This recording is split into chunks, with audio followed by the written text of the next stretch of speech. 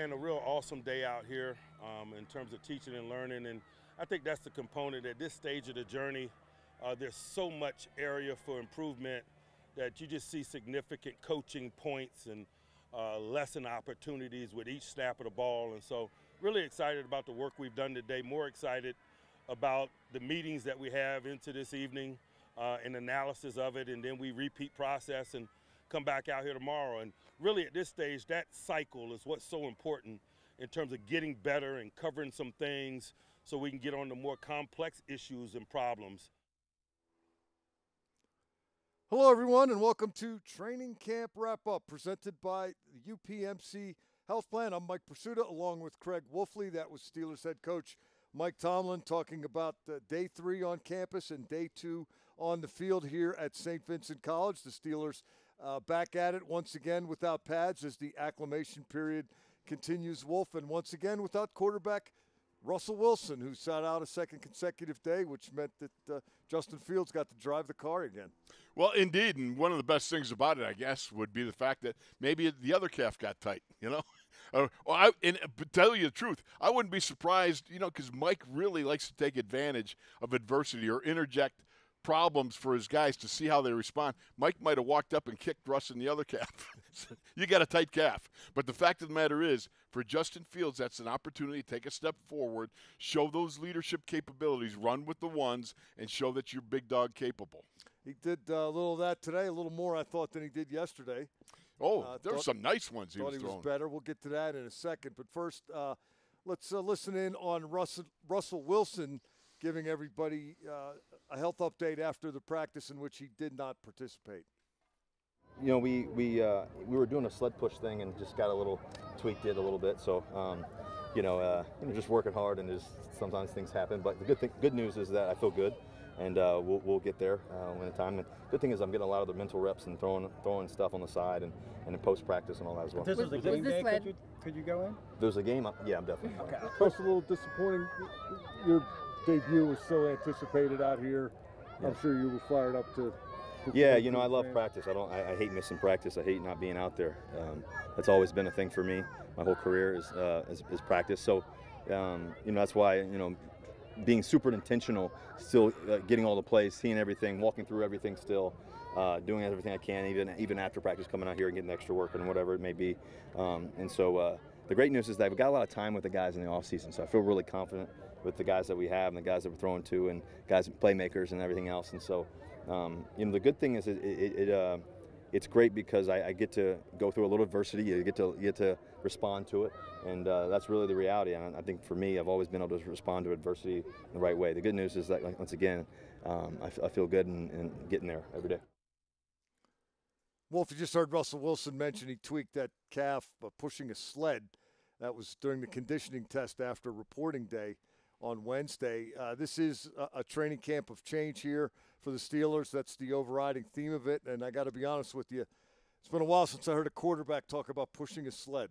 Well, yeah, I can understand. Now, understand back in my day, we used to push cars.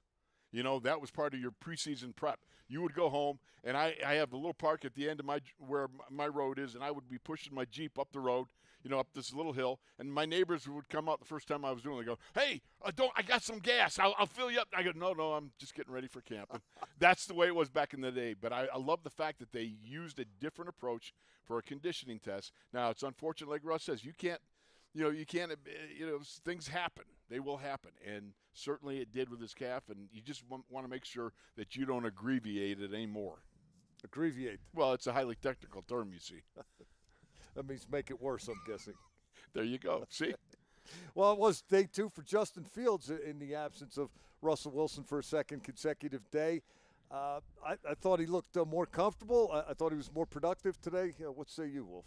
You're talking about Justin Fields, right? Yes. Okay, I want to make sure I had a little glitch in the earphone there. But the fact of the matter is the young man, again, showed the ability to gun that ball. And also, I'm starting to notice he's doing a nice job of putting touch on the ball. I think we've always known he's got a gun. He can rifle that thing. There's no doubt about it. Early on in OTAs, I remember watching him, and it was like sometimes you had to catch that ball out of self-defense. That ball's coming so hot, right? But now you're starting to see the touch. You're starting to see him get comfortable. And once those natural attributes start to flow in a realm of comfortability, knowing that offense, you don't have to download everything in your mind before the play. It just comes to you because you've had enough reps. Now the natural attribution takes over, and you just use those things, and he's got a lot of God-given abilities there. Yeah, there were some highlights today. Among them, there was a deep sideline pass during 7-on-7 from Justin Fields to Calvin Austin III. It was a beautifully placed ball between cornerback Beanie Bishop and safety Minka Fitzpatrick. Long gain down the right sideline. Maybe my favorite play of the day, it looked like Fields was in trouble. Pocket was collapsing, and he just kind of leaned on his back foot and let it fly down the middle, and George Pickens was heading to the post, and Ike Taylor was there. Dante Jackson was there. Pickens was between the two cornerbacks. He went up and got the ball because, oh, by the way, he's taller than both of those guys. Pickens is open when he breaks the huddle, I think. I think so. But it was kind of a good improv play, and it showed the athletic ability on both ends, Fields' ability to navigate a collapsing pocket and get the ball down the field, and Pickens' ability to go up and get it. And then another really pretty throw to Pat Freiermuth down the sideline, kind of a fade just over Deshaun Elliott, who's not a bad safety, and Freiermuth got behind him, and Fields found him. I think Freiermuth is going to have a big year. I've said it before. I continue to say it. I think number one is you're going to get more targets his way. That's going to be a process of him earning those more targets, which I think he's doing that. And then they're showing him, hey, we got more targets. And the other thing is his route tree is expanding. You know, it's not just drags. It's not just the dig route. It's not just an option route. It's all the above. Plus, you're getting deeper. You're doing seam routes. You're doing posts and everything else. I like that because I think it really is starting to show that he is a complete master of the passing game. He understands what he's got, what he's seeing and what the quarterback's seeing. He's linking up somehow in his ESPN brain. Yeah, I agree with that. I don't play fantasy football, but if tight ends catching the ball a lot help you, I would draft Pat Freiermuth. There's no question about it. He's going to have a big year. I do too. Some other notes from today's practice. They did 7 shots today. The traditional signature practice opening 2-point conversion / goal line short yardage drill. Didn't do that on day one, but they did it today. The defense won 4-3, but a couple interesting developments. T.J. Watt, midseason form already, I guess. He was able to easily navigate Broderick Jones on the first rep. Now, it ended up as a touchdown pass, but I don't know. I think a sack might have occurred. Although with Justin Fields, he's pretty escapable, so you don't know. But when T.J. Watt gets in there, he doesn't miss too often. So I might lean toward Watt winning that rep. And then on the last rep, 3-3, and T.J. Watt is able to jump up and bat down Justin Fields' pass. You know, I don't call him Obi-Watt Kenobi, the Jedi pass rusher, for no reason. The guy's he's sensational. He really has a great feel for the game and the passing lines. One thing that's very difficult to understand when you're a pass rusher and you're trying to beat the 6'6", 350-pound, mastodon across from you, offensive tackle, is also to keep your eyes on the quarterback, where he is and what he's doing, and knowing the down distance and people around you, and then being able to keep in mind, okay, I'm not getting quite there now. I'm going to time the jump. I'm going to keep eyes on the quarterback. That's something that you consistently have to work at, make it a behavior habit each and every day, and that's what he does, and that's why the big plays happen. Did you hear the Joe Burrow comment? The Bengals quarterback was on a podcast with somebody recently. I forget the exact particulars, but he said he has to identify T.J. Watt and treat him like a defensive back, because if he doesn't get home on the rush, he'll go up and knock the ball down or intercept it. Well, you know what, Michael Jordan. I don't hear that about a lot of pass rushers. No. And Michael Jordan had rules, and now I think there's rules for T.J. Watt.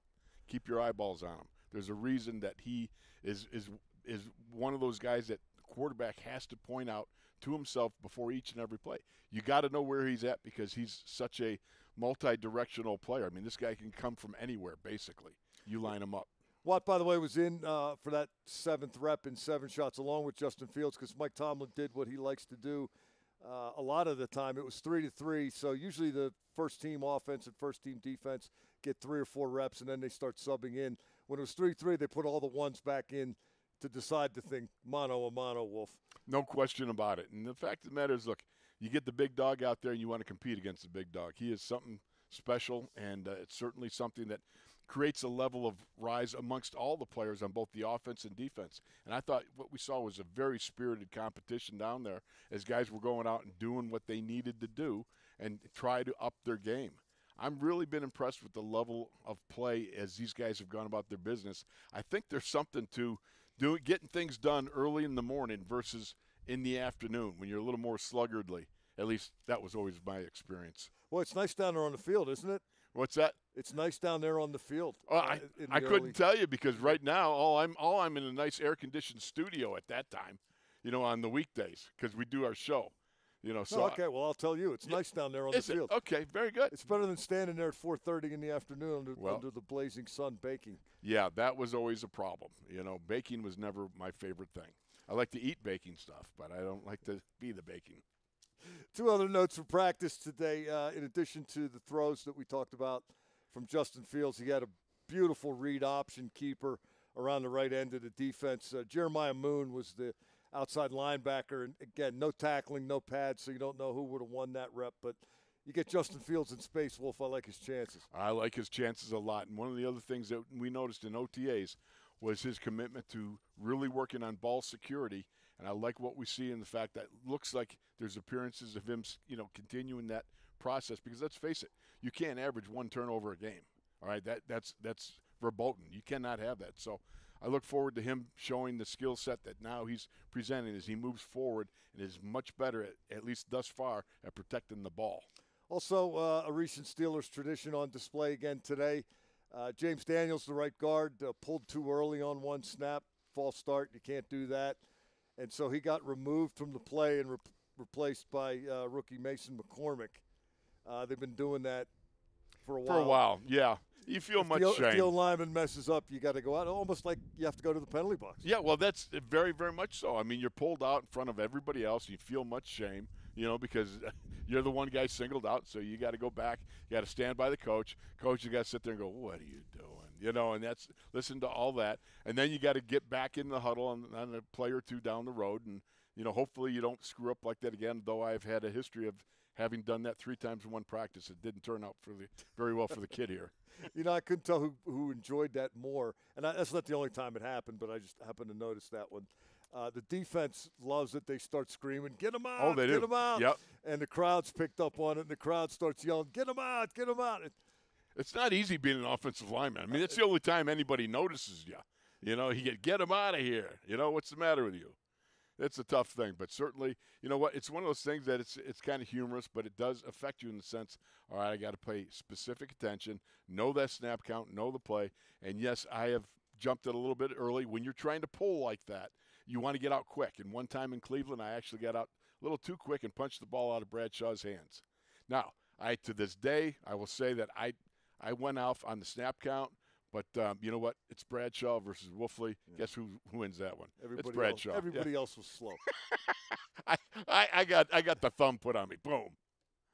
Of course, wide receiver is an ongoing story, a running theme here at Saint Vincent College. The Steelers are in transition at that position, and one of the guys who is new to the team and trying to make a difference there is Van Jefferson. He spent a few minutes talking with our Rob King. All right, Mike, thanks very much. And, Van, first of all, let's get to the moment. I mean, fans love to see that 7 shots. You caught the first touchdown in the corner. What was that like? Yeah, it was good. Justin threw a great ball. All I had to do was catch it. He just put it right in the basket for me. So it was an overall great effort by everybody, all 11. So it's pretty good to get in the end zone. First year as a Steeler, what do you think of this crowd at Latrobe? Yeah, it's amazing. I didn't know that fans came every day. Some of the training camps I've been a part of, only fans can come, every other day. But it's pretty cool to see all the fans out here, and gives a real game experience, to have them out here. So it's great. New team, what did you learn along your stops? First start with Los Angeles. Yeah, it was great. Made a lot of friends, made a lot of connections over there. Got a Super Bowl out of it, so that's always a positive, But it was just great to be around, different players, be around, great players like Aaron Donald and Jalen Ramsey and those guys. So it was definitely great to, learn from them. And it's always a lesson you learn from different stops. So you know, it was a good time for me in LA, and just happy the way it ended, and you know, still got a lot of great connections over there. Fans will be happy that you're part of the team that beat the Bengals, of course, an AFC North rival of the Steelers. What's it like catching 4 passes in a Super Bowl and winning a title? Yeah, it's cool, man. It's amazing. I mean, one of the best feelings ever. You know, for me, you know, I had won the Super Bowl and had my son on the same day, so it was amazing, man. Especially just to win the Super Bowl and just as a collective, you know, what we put into that year and how that year was just so awesome, just offensively and defensively too as well. And it was just great to get a Super Bowl ring. You have some familiarity with Arthur Smith after being traded over the middle of last season to Atlanta. What can you tell us about what Arthur Smith will bring to this organization as a coordinator? Yeah, Coach Smith he's just physical. You know, he loves physicality, man, and that's what, you know, as an offense we're trying to bring. You know, that's something that he wants to instill in his offense, just, you know, being tough. You know, and I think him transitioning over here is just a great fit for him. He's an awesome human being, you know, someone you can learn from, and he's very hard though. You know, he demands, you know, perfection, and he wants you to just, you know, bring your best every day, and that's what you need, you know, as a coach. And so glad he's here. You know, so glad I got to be with him again, and you know, he's awesome. During the team drills, I saw you blocking downfield for Najee when he ran it into the end zone. That's part of Arthur Smith's deal, isn't it? Wide receivers better block. Yeah, that's part of Arthur Smith's deal, definitely. It's and a part of Coach Azani's deal, too. You know, he wants style of play. Coach Azani always talks about style of play and, you know, just not letting anybody outwork you. And so he wants his receivers just to, you know, because, you know, when we catch a ball, we want someone blocking for us. So why not block for the running backs downfield so they can break a big one? So, you know, that's just something that he's trying to ingrain in us, and it's something that all the receivers as a collective is buying into. So, you know, we see someone break, we're just going to, you know, try our best to put a body in their body so we can have an explosive. I would be remiss if I did not wish you a happy birthday. Happy birthday to you. You got family and friends here to help you celebrate? Yeah. So my family came up today. Unfortunately, they had to leave, you know, because I got to go to meetings and stuff. But my birthday always falls in camp, so I never get a time to celebrate it. So it's kind of unfortunate. But, you know, man, you just thank God for another year of life. You know, thank God just for another year of just, you know, new learnings and new beginnings. And, you know, man, it's just a blessing to see, you know, 28 years. So I'm just, you know, so blessed. And just to be out here with my teammates, be out with these new coaches, you know, it's awesome. Van, thanks very much. Thank you. Yes, sir. Appreciate you. Mike, back to you. You know, Wolf, I would imagine if you're trying to make a new team and carve out a role for yourself on a new team, a decent way to do it would be to make a play at least once a day. You know, the first day he had the long touchdown catch from Justin Fields, and then Van Jefferson catching the touchdown in 7 shots today. He's 2 for 2. You got to love it because you want to be noticed, and the best way to get noticed is to do something positive.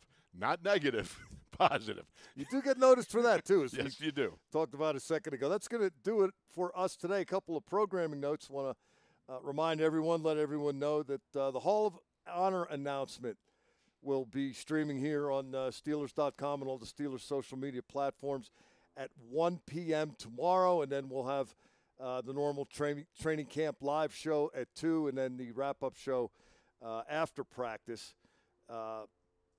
Should be a fun day tomorrow. No question about it. Every day is fun day in training camp when you're sitting here rather than out there. That's going to do it for us. For Craig Wolfley, I'm Mike Prisuta. This has been Training Camp Wrap-Up presented by the UPMC Health Plan. Good day, everyone.